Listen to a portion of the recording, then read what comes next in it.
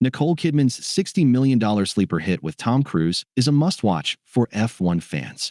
It's been a busy year for Nicole Kidman, thus far after starring in Holland and Nine Perfect Strangers, and now another project from the Oscar-winning star has become a streaming hit over 30 years later.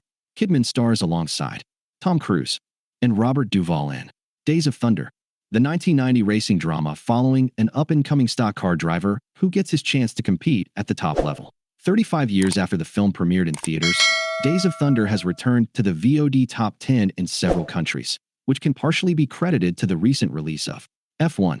Days of Thunder is tragically not streaming anywhere in the United States at the time of writing, but with the film surging on global VOD charts, it likely won't be long before it makes its long-awaited return to one of the big streaming services.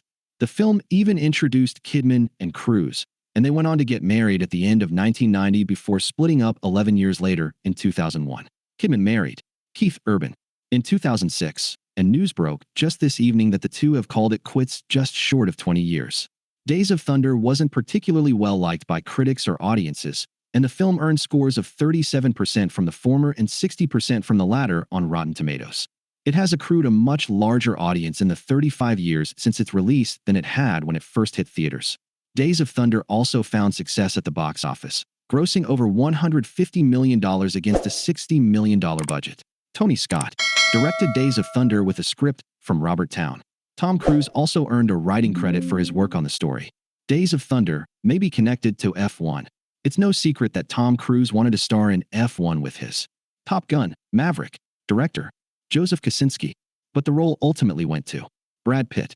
However, in the weeks after F1 released, Kosinski pitched an unconventional sequel to F1 that could see Pitt's Sunny Hayes and Cruise's Cole Trickle square off on the track. Kosinski mentioned that he has an idea for an F1 sequel that also acted as a tie-in legacy sequel to Days of Thunder, which would see Cruise and Pitt reunite after more than 30 years. They first worked together in 1994 on Interview with the Vampire.